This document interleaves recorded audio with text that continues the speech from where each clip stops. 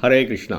தெய்வத்திரு ஆச பக்திவேதாந்த சுவாமி ஸ்ரீல பிரபுபாதர் விரிவான பொருள் உரைகளுடன் அழிய ஸ்ரீமத் பாகவதம் காண்டம் 3 பகுதி 1 பராமரிப்பு அத்தியாயம் 4 விதுரர் மைத்ரேயரை தேடிச் செல்லுதல் 11ஆம் பதம். ஸ்ரீ பகவான் உவாச்ச வேதாஹம் அந்தர் மனசீப்சிதம் தே ததாமி யத்தத் த்ரவாபம் அன்யை சத்ரே புரா விஸ்வஸ்ருஜாம் வசூனாம் மத் சித்தி காமேன வசோ துவயேஷ்ட. மொழிபெயர்ப்பு. உன் மனதின் அந்தரங்க ஆசையை நான் அறிவேன்.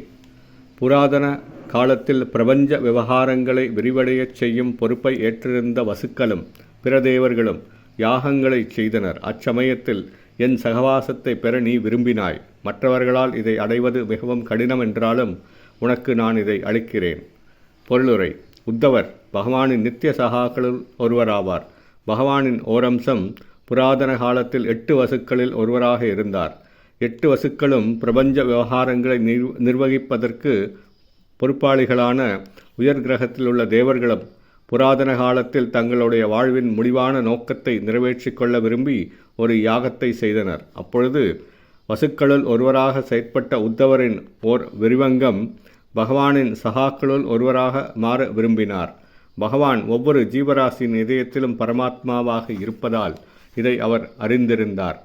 இந்த பரமாத்மா ஜீவராசியின் குறையுடைய உணர்வுக்கு ஞாபக சக்தியை அளிக்கிறார். முழுமையற்ற உணர்வு நிலையிலுள்ள ஜீவராசி தனது கடந்த கால வாழ்வின் சம்பவங்களை மறந்து விடுகிறான். ஆனால் அவனது கடந்த கால அறிவு வளர்ச்சிக்கேற்ப செயல்படும்படி பரமாத்மா அவனுக்கு ஞாபகப்படுத்துகிறார். பகவத்கீதை உண்மையை பல வழிகளில் உறுதி செய்கிறது. ஏ யதாமாம் பிரப்யந்தே தாம்ஸ் ததைவ பஜாமி அகம் சர்வஸ்ய சாஹம் ஹிருதி சந்நிவிஷ்டோ மத்த ஸ்மிருதிர் ஞானம் அபோகணம் ச. ஒவ்வொருவனும் தன் விருப்பம் போல் ஆசைப்படும் சுதந்திரத்தை பெற்றுள்ளான். ஆனால் அவனது ஆசைகள் பரமபுருஷரால் நிறைவேற்றப்படுகின்றன. நினைக்க அல்லது ஆசைப்பட ஒவ்வொருவருக்கும் சுதந்திரம் உண்டு. ஆனால் அந்த ஆசையின் நிறைவேற்றம் பகவானின் விருப்பத்தை சார்ந்துள்ளது. மனிதன் திட்டமிடுகிறான், பகவான் முடிவு செய்கிறார் என்ற சட்டத்தையே இது வலியுறுத்துகிறது. புராதன காலத்தில் தேவர்களும் வசுக்களும் யாகம் செய்த பொழுது வசுக்களுள் ஒருவராக இருந்த உத்தவர் பகவானின் சகவாசத்தை பெற விரும்பினார். மனோதத்துவ கற்பனையிலும் பலநோக்கு கருமங்களிலும் ஆர்வம் உள்ளவர்களுக்கு இதை அடைவது மிக கடினம்.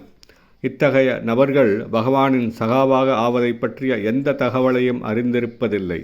வாழ்வின் மிக உயர்ந்த பூரணத்துவம் பகவானின் நேரடியான சகவாசத்தை பெறுதல் என்பதை பகவானின் கருணையால் தூய பக்தர்களால் மட்டுமே அறிய முடியும்.